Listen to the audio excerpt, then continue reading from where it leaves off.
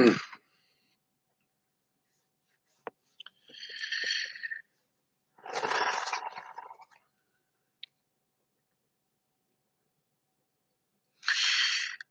morning, ladies and gentlemen, or I should say now, because it's 12:25 p.m., good afternoon.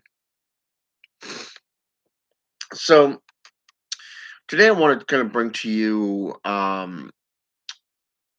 commitment, dedication, and worship. Now, as those who follow me on my own channel know, I am getting ready to do a 2.25 year dedicated, committed path working of the 9 demonic gatekeepers. And this is done through E.A. Wedding's books of Bald. And I'm starting with the Pendium of Belial. Okay.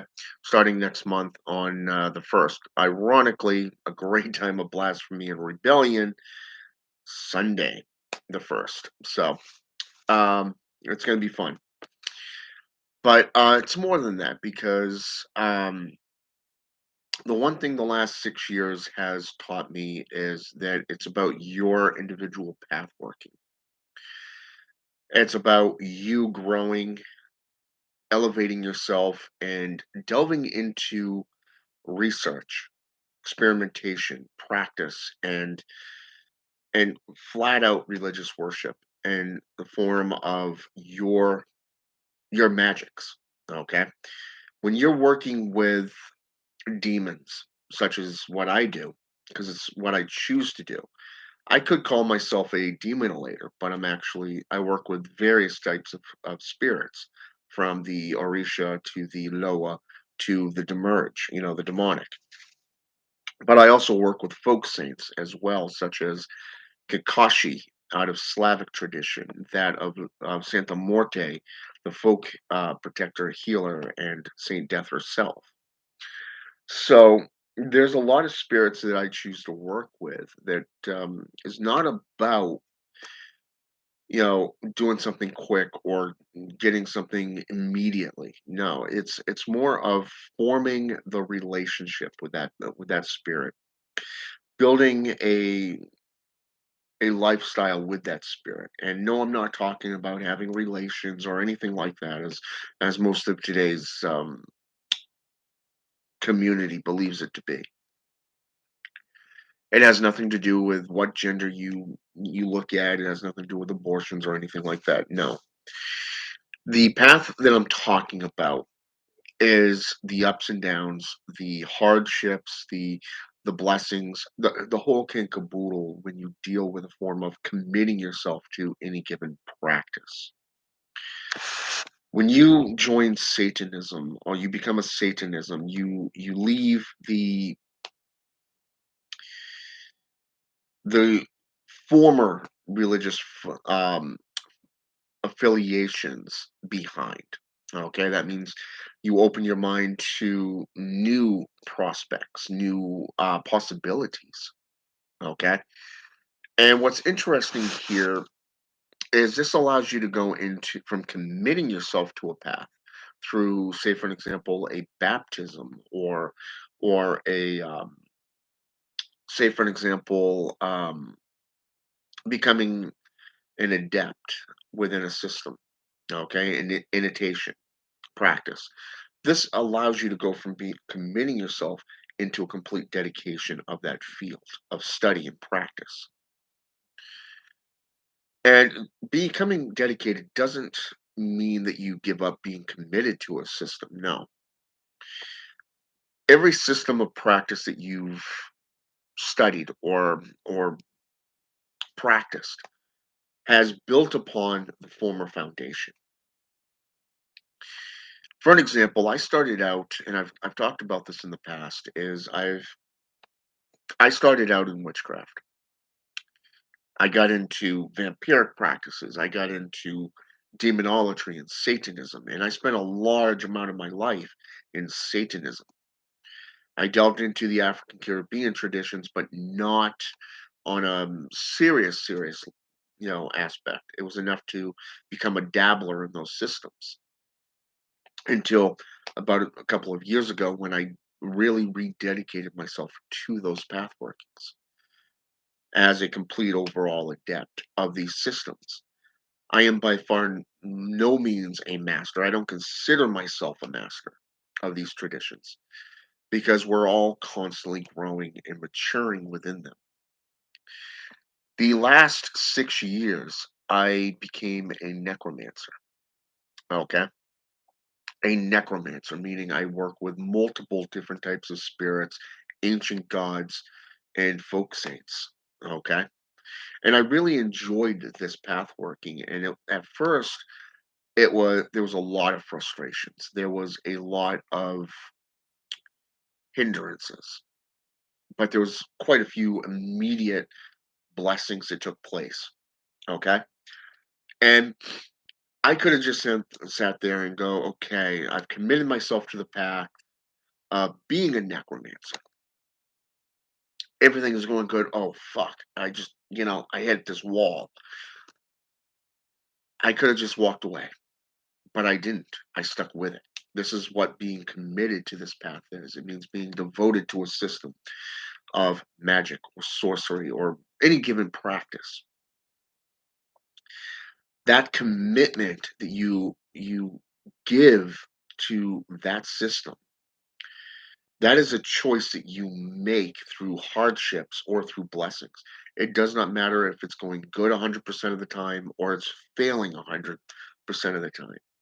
Most cases, you're going to find things that work for you and things that don't. Therefore, you begin learning the system. I spent a year, my first year as a necromancer, just out of an example. I spent researching the spirits of the system that I was getting into. I studied every single culture that I have been in, that I have delved in the past. And here it is. I found quite a few of these spirits from the system. I began working with them. The Sith, otherwise known as the Sadi, the people of the mounds, and folkloric traditions of Irish and Scottish traditions, to the Elven in Anglo-Saxon down into Germanic traditions. The Hobbit, if you will, going into European traditions. Going into the Agents of Death, for an example, like the Vampire, the Hellhound, the Bugarest. Excuse me. Anyways, I was trying to fight that one off, but it didn't work out too well. So, anyways, to the Bugarest, otherwise known as the Black Dog, the Hellhound, to the Zombie, the Ghoul, the Revenant, the Reaver, um, the Lick, also known as Glick, the Cadaver, Lichdom, if you will, of the Necromancer, going into Slavic traditions. And, going into Slavic traditions, you have Kakashi, the Immortal, who made a pact with Baba Yaga of the 12th dimension, you know. Going into Vudan, you're working with Papa Gadi because you have no family lineage in Vudan. So you work with the Gadi family, and that introduces you to the Rada family, like Baron Samedi or Baroness Semedi, Baroness Dambella, for an example.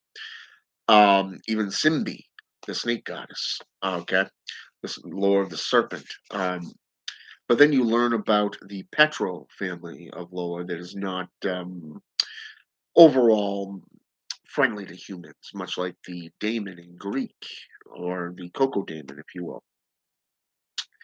Even in certain Hindu or Buddhism type spirituality practices, the Zen or the um,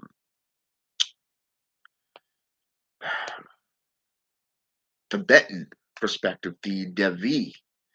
Not all Devi and not all Jinn are beneficial, but they bring lessons of both positive and negative connotations to your life.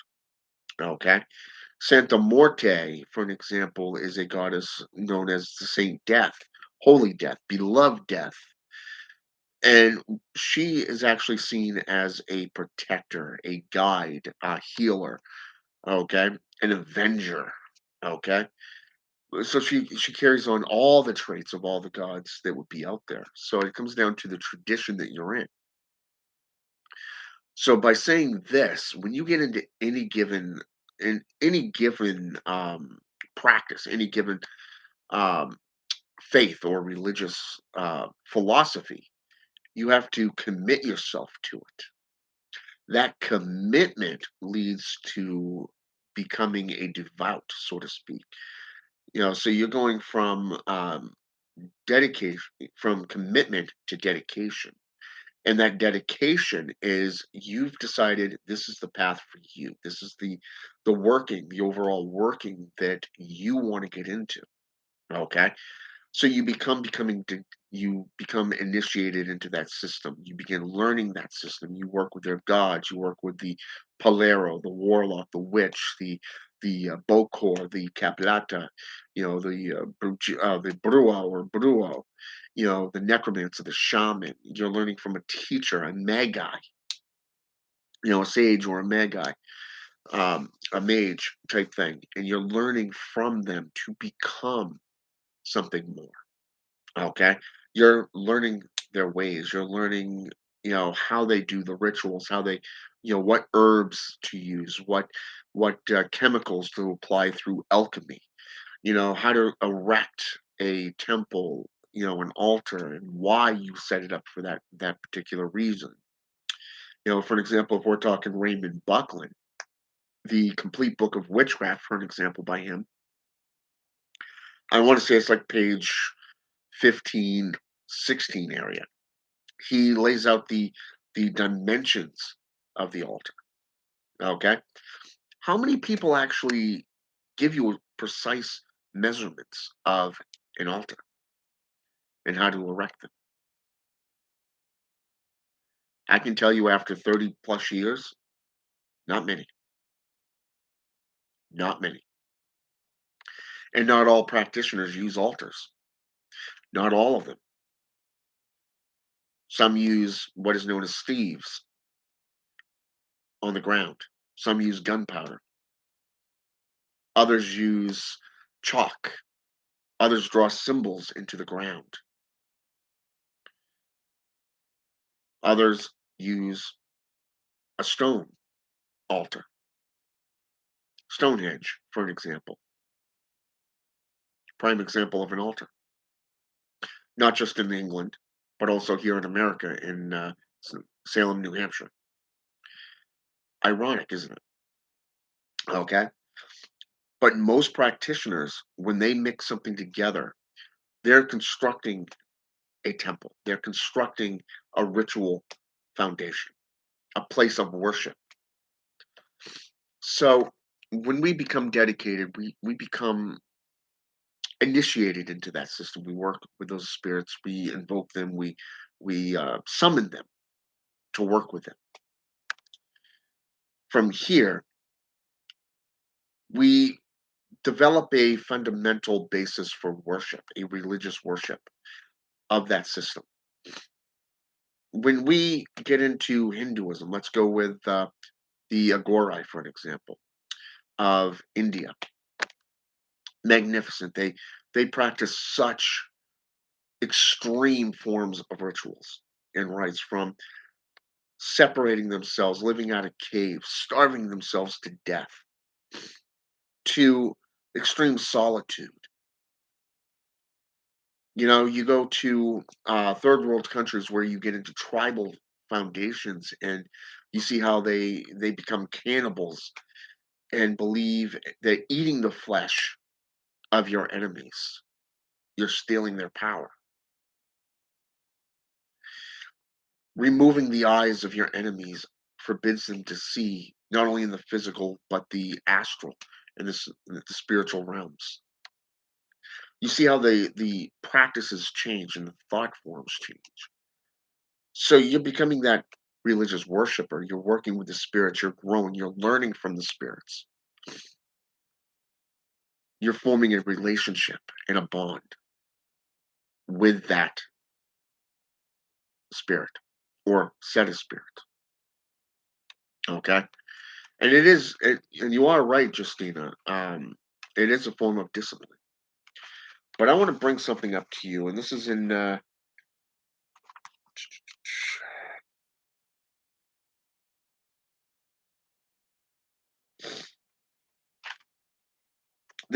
a book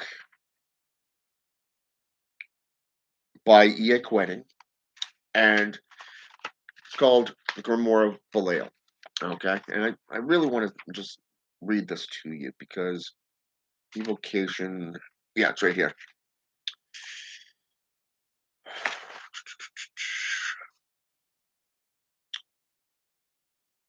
Page 77. I do not desire destruction. I am the betrayer. I am the, and I am turning against all those that have turned against me. We have not become singularities of darkness so that we could exist alongside the light. We have become and are becoming the new reality that is in the ancient reality. So old that you do not know of its birth or its death, or its hiding away in the recesses of the abyss. That's not the whole thing, but there's one more sentence to it, which says, but you will be known now, as you know, now that all things now are coming to us. That's in the chapter Evocation. Okay.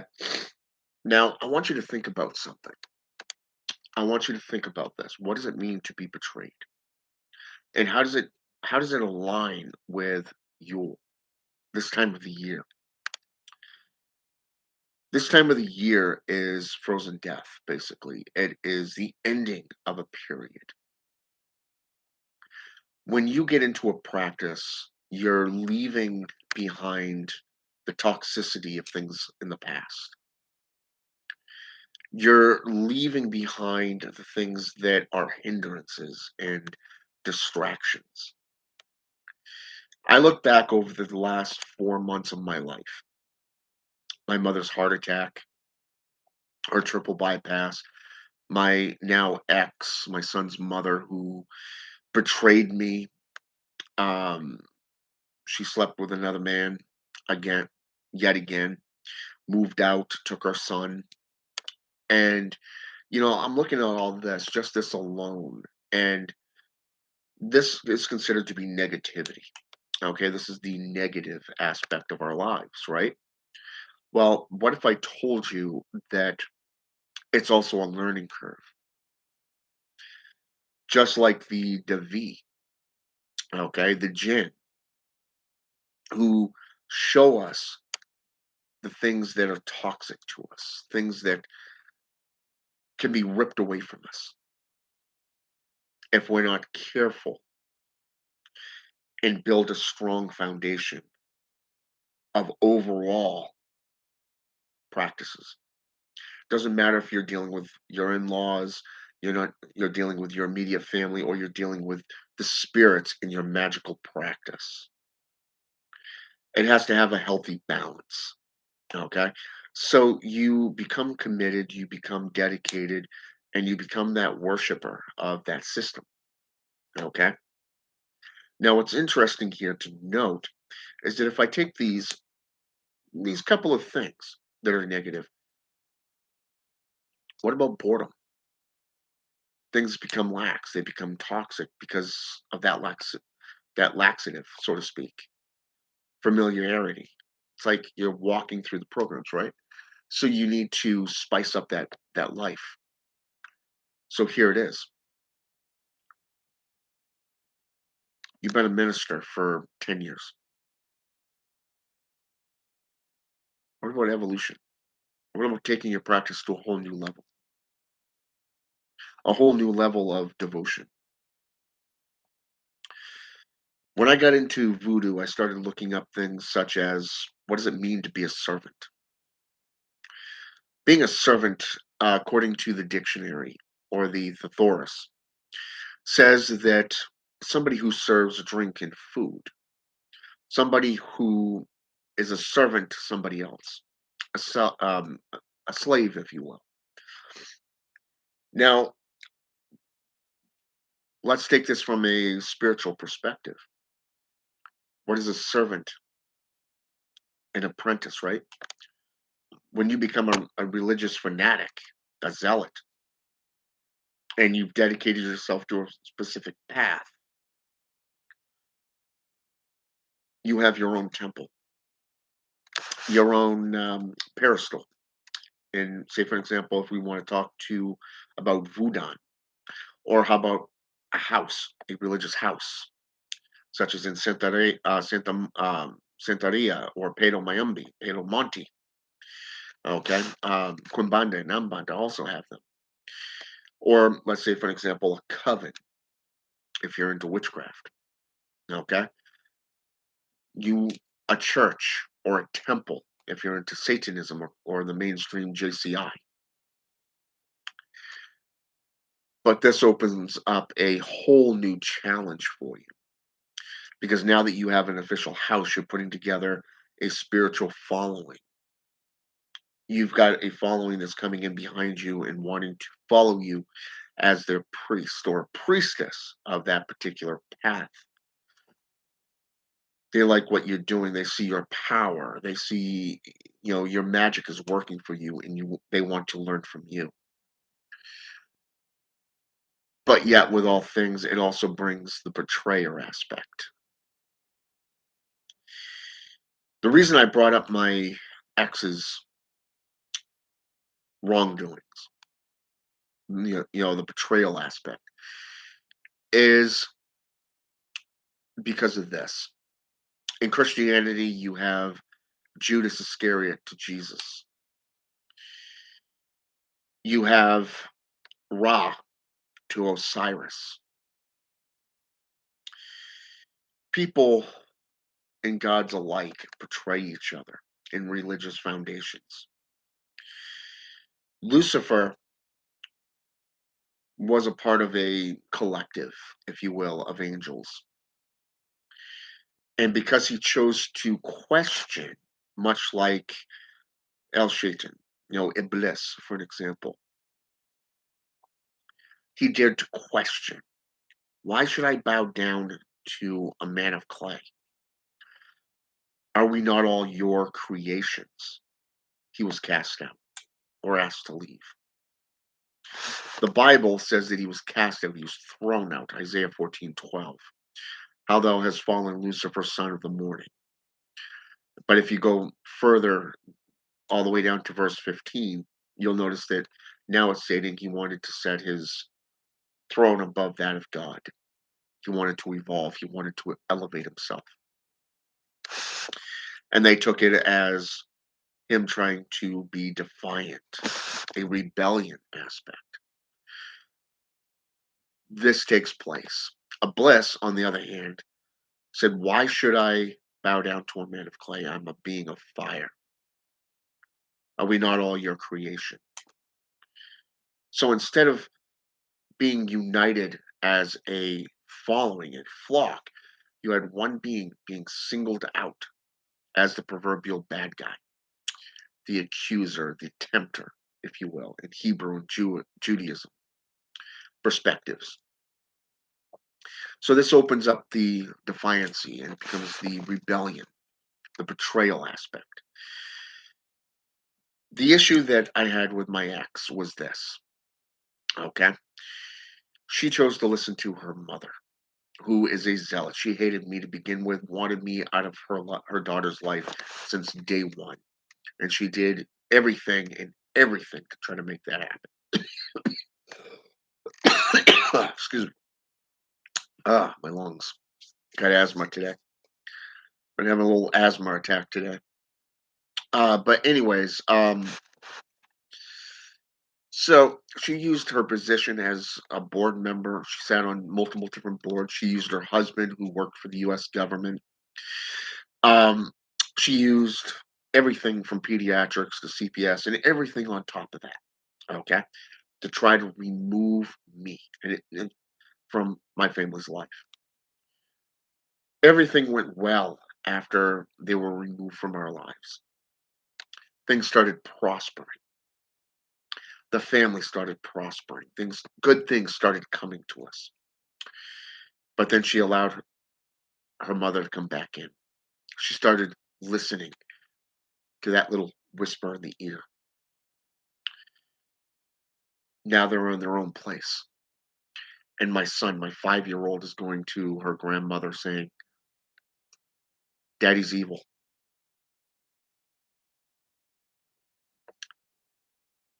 The video games he plays is satanic.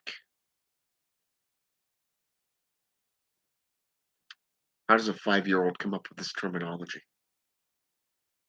if somebody's not force feeding that horseshit to him? You see, this is the betrayer aspect. This is why when you go into a new foundation, it is good to leave that dogma behind. It is why when you get into a new philosophical, religious perspective, it is about that particular field, and you're learning their ways. You're learning why things work in that particular path working. But as a necromancer, you realize you don't have to limit yourself to any given system. That's segregation. That's a cesspool of warfare, bringing people down into encampments, bringing good and evil, right and wrong perspectives into that field. Necromancy is more about spiritualism. Every culture going back hundreds of thousands of years had a priesthood. So how can the JCI, the Judo-Christian institutions, be the only ones who are right? You see, it doesn't add up, right? So you get betrayed, you get used, you get labeled an outcast, a rebel, the defiant one. But when you begin working with demons and you begin forming that relationship with spirits, be it your ancestors, your ancestral lineage, you're working with the jinn, you're working with the Orisha, you're working with the lower, you're working with the demons, the folk saints, and you're going back throughout history and you're learning that what you've been led to believe is a crock. It is meant to keep you in servitude and bondage. Yule, to the world, you're celebrating Christ's birth, that of Christmas. To pagans and Wiccans, Yule is the time of the god, the horned god, Cernunnos, Bacchus, Hades, Sutekh, the time of the hunter,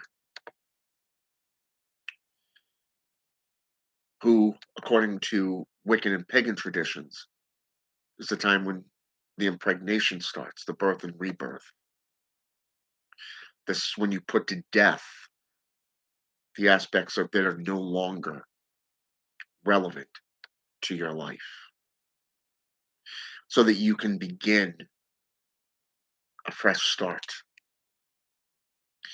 This year, I found it interesting. I found it interesting because the new year starts on Sunday. The first is on Sunday. The seventh day, the day of rest. What better way to incite rebellion? What better way to begin anew and elevate yourself, to dedicate yourself and commit yourself to your path even further? When you dedicate and commit yourself to your path even further, and you get into the religious and the philosophical components of it, you delve into the alchemical uh, experimentations of it. And then you get into the actual practices. Look at the priesthood. What does it mean to be devoted? Every religious foundation, every coven, you're devoted to either Hecate, the mother, the goddess of witchcraft, necromancy, justice, or to that of Anubis, the lord of death, Hades or Zeus, Freya or Odin. A lot of people would go with either Loki or Thor, you know? But what about hell? Hel, hell, Helios. Think about it. Just think about it. What does it mean? You go back into ancient times, you have the Shem priesthood, first, second, and third dynasty of Egypt. You even got the cults of like the cult of Anubis, the cult of Artemis, who had their own unique spin on priesthoods. The religious worshiping of the gods, the offerings and the sacrifices, the spiritual component to the physical. I want you to think about this for just a moment. When you put to death something that is negative, you put to death that negativity. You put to death everything that all that pain, all that sorrow, the hardships, and you sit there and say, well, the commitment aspect, I committed myself to this path. The good, the bad, the ugly, whatever. I'm committed. Teach me so that I may evolve, that I may grow. Reverend Cesar 999 once told me, why should I associate with my enemies? He says, I want nothing to do with them. I want to find like-minded individuals. Like-minded individuals. I'm only online to find like-minded individuals. The rest of the time, I don't give a shit. I don't care about anything else out there. I had a elder of mine tell me it's not a race. It's a marathon. It's not about how fast you get there. It's about the journey. There are different degrees of spirituality and dedication to the spirits. One that you as an individual are the only one that can decide or discern when you evolve. When you evolve and ascend even further into your gnosis, to that apotheosis. Because that's basically what it is. It's about you, not the herd collective, right? So, doing a rite such as this, I am the betrayer, for I have been betrayed. I look back at my life. Why have I been spending the last couple of weeks in deep, deep reflective states? Separating from the light, dedicating myself solely to the darkness, to the abysmal planes, working with the demonic, working with the dead, forging that lifestyle of solitude, that extreme solitude, like the Agori of India. This is dedication. This is commitment to the path, the knowledge, the wisdom, the growth from what you're practicing, what you're learning. Because the very image of Belial or Belial is that he is a teacher. He is the breaker of chains, so to speak. And it's true. It's true. He is the breaker of chains. When you petition the spirits to remove things that is not for you, you don't get to bitch or complain when they utilize their own methods to fulfill what you asked of them. You petitioned them. More so, they have nothing to gain from it. They have nothing to gain from it. They're looking to help you grow, to mature. So he is not just the teacher, the breaker of chains. He is not just someone that is able to give you good familiars and powerful familiars, the giver of titles of importance, helping you to master and map this world or the spiritual realms. Because I've noticed that there are two types of people in this world: those that choose to be homeless, those that choose to work their ass off. But you've also got a third, those who take advantage of, those who utilize the system to become richer, more powerful, to keep people in servitude. Nothing gets done underneath their rule. But there's more than this. There really is. Because you have two aspects, the spiritual and the physical. If we take the equal armed cross analogy and we place good and evil, make the connecting line, light and dark, draw a circle right here, and you have the four soul types. Draw another circle and add to it, and add to it, and add to it. You're gaining more visual acuity. You're gaining more insight into how things work. And the more you learn, the more you adapt, the more you study and practice, the more you dedicate and commit yourself to the path of knowledge, not just religious worship or physical practices. The more that veil is pulled back and you are enlightened. I mean, even in this book, The Grimoire of Belial, under evocation,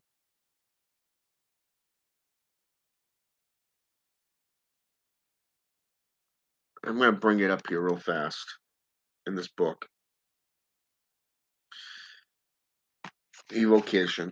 Let me see here. Page 70. E.A. Quetting writes it like this: the psychic implement required for a full evocation, what I have termed structuring an astral matrix. Structuring an astral matrix. What does this mean? According to him, in practice, the sorcerer is to gaze with awakened scrying vision at the space where the spirit is to appear, which in modern magic is usually within the triangle of manifestation, but in any case is in the air above the censer where the stream of incense becomes a billowing cloud. But I want you to think about something here. Okay? I want you to think about this. Because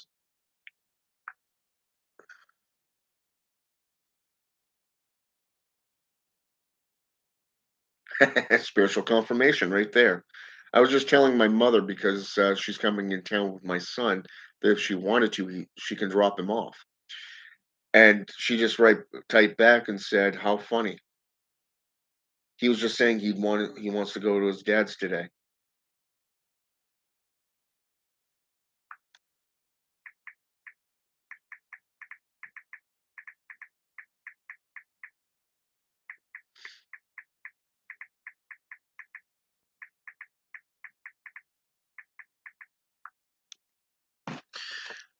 That's spiritual confirmation right there, especially when numerous people experience the same thing. This is the insight that you get. So working with a spirit doesn't just guide you through the proverbial minefields of life. It helps you to evolve and to grow. It helps you to become better than what you are today. And each year on Yule or around Yule is a great time to reflect upon your life from past and present through through visual acuity. You're able to look into the future and say, "This is where I still want to be. This is where I want to be. But my past has led me to where I am today. What can I get rid of or sacrifice to get to my goal?" I never thought about becoming a minister. I never thought about becoming an elder. I was happy being a solitary practitioner, just talking about my practices and, doing what I do until all of a sudden people started seeing me as an elder. When a JCI, an apostolic evangelist, looks at you and says, "Have you ever thought about the priesthood?" And you're like, "Why the fuck would I become a priest? Why would I want that title?" It's of you, right? It's of Christianity. I'm not Christian. Why would I want that? Why would I be an elder? Well, along the line, when you start developing that spiritual insight, you get that wisdom, that experience, and you're counseling people. You're doing cartomancy or forms of divination for people, and you're guiding them along their path. That makes you an elder. You're not just listening to what they're telling you. You're going in depth beyond that, beyond a scope, a veil that they have yet to be able to transgress, to surpass. And you're enlightening them upon this. Belial is the giver of titles of importance. In this case, he bestows upon you the titles that will fit you perfectly at any given time. The term warlock, because you choose to walk away from the JCI or and become the oathbreaker, the betrayer. The Bokor, because you choose to sell your services, even though the Hungan and the Mambo do the same thing. The Miramberos, because you use curses and hexes. You use baneful magic, whereas a Brua or Brua run a botanica and utilize healing herbs. The church trying to control everything because they won't be corrupted or possessed. You see the historical value there, the knowledge. But as a minister, you do become an elder. The title does not matter. It really does not matter. The title does not make you as a man or a woman, does not make you a priest or a priestess, even though cultures going back to the first, second, and third dynasty of Egypt, the proto cultures of Roman or Greek or Persian, Mesopotamian even, had priests and priestesses who served the communities. It's a practice that comes to show that people will respect you enough and your advice that they come to you and trust in that you will guide them. Welcome to being a mage. Welcome to being a sage. Welcome to being a practitioner, an elder. This is what happens when you get along that journey and you evolve. Okay. This is what happens when you're dedicated and committed to your path of gnosis, path of apotheosis, self-knowledge, self-evolution. You're concentrating on yourself. Even no matter what tradition you're in, No matter what tradition you're in, they always tell you the journey begins with you before the world. Think about the witch's creed, the witch's oath: to know, to will, to dare. The first three things: to keep secret and to go forth. Think about that. Why is to know the very first thing? You have to know yourself. You have to know your craft. You have to be able to will yourself into doing it. Is that not a form of commitment and dedication? Think about that for just a moment. Think about it. Belial is a great teacher. Abaddon is a great teacher. Azazel is a great teacher. Your ancestors, no matter what they practiced in the past, your lineage is there for you to learn by. History is there for you to learn by. Do it. Do it. But remember, there comes a time when you have to shed that skin like a serpent. If you take the image of a serpent, what happens when they grow? They reach that state to growth, and they have to shed their skin to look more healthy, more vibrant.